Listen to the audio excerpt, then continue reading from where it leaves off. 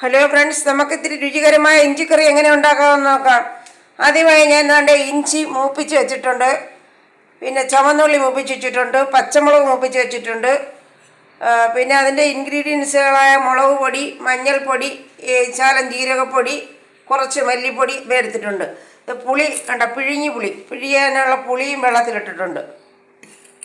ഇനി നമുക്ക് ഈ വറുത്ത് കോരിയ എണ്ണയിലേക്ക് കടുവും കറിവേപ്പിലയിട്ട് ഞാൻ പൊട്ടിച്ചിട്ടുണ്ട്. അതിനകത്ത് ഈ മുളക് പൊടിയെല്ലാം ഇട്ടൊന്ന് മൂപ്പിക്കാം. കാണാൻ പറ്റൂല.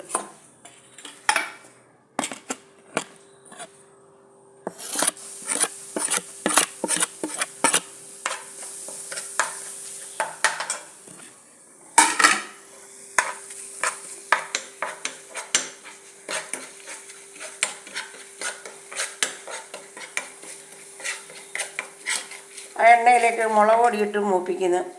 അതിനുശേഷം മറ്റുള്ള ഇൻഗ്രീഡിയൻസും കൂടെ അതിനകത്തോട്ട് ചേർക്കാം.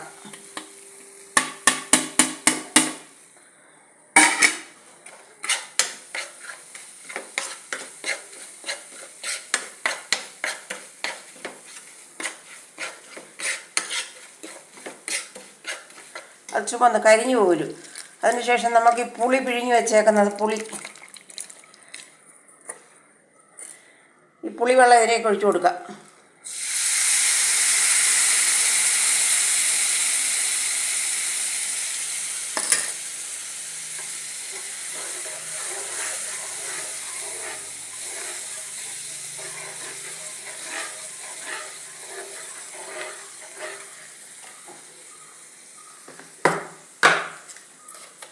എന്നിട്ട് ഇതിലേക്ക് ഉപ്പിട്ട് കൊടുക്കാം.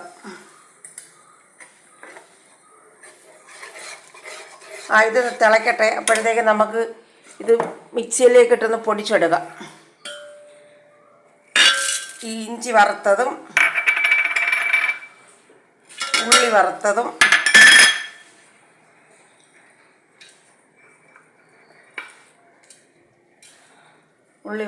ചേർത്ത് മിക്സിയിലേക്കൊന്ന് ഇട്ട് പൊടിച്ചെടുക്കുക.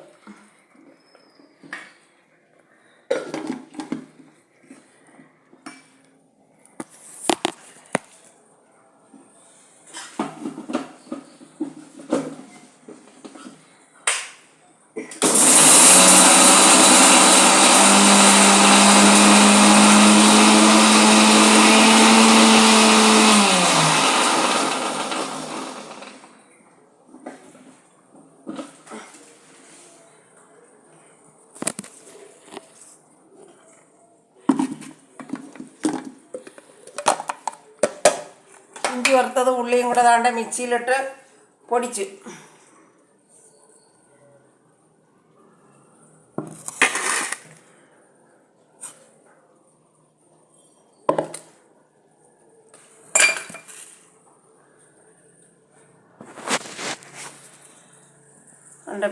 പൊടിച്ച് വെച്ചേക്കുന്നു.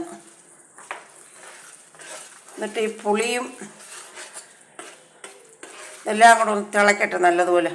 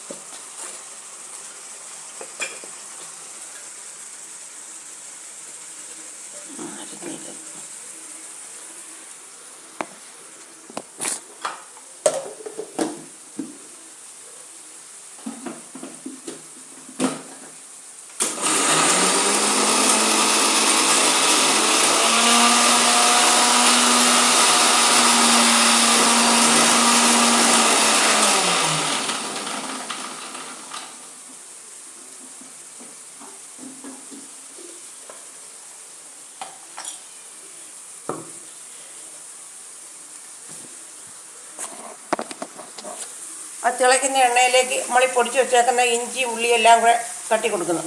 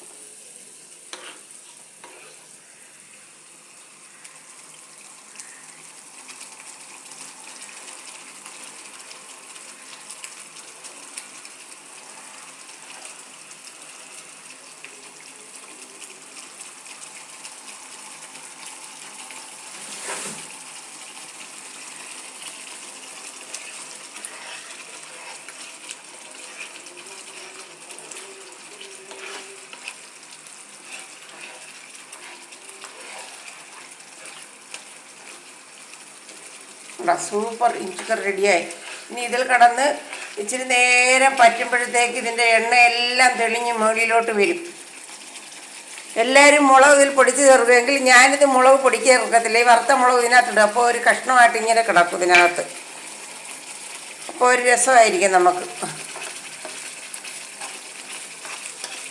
ഇടയ്ക്കിടയ്ക്ക് ഇങ്ങനെ ഈ വറുത്ത മുളക് കിടക്കും. എല്ലാവരും പൊടിച്ചാൽ ചേർക്കുന്നത്, ഞാൻ പൊടിക്കാതെ ചേർക്കുന്നത്.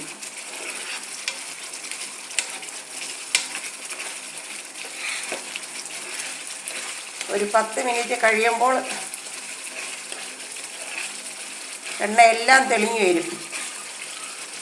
ഇനി മുളക് പൊടി ഇഞ്ചിയൊക്കെ ആണ്ട് നല്ല ഒരു എരിവ് കാണുമല്ലോ, അതൊന്ന് ബാലൻസ് ചെയ്യുന്നതിന് വേണ്ടി നമ്മൾ താണ്ട് ഒരു ചെറിയൊരു കഷ്ണം ശർക്കര ഇതിനകത്ത് ഇട്ട് കൊടുക്കും.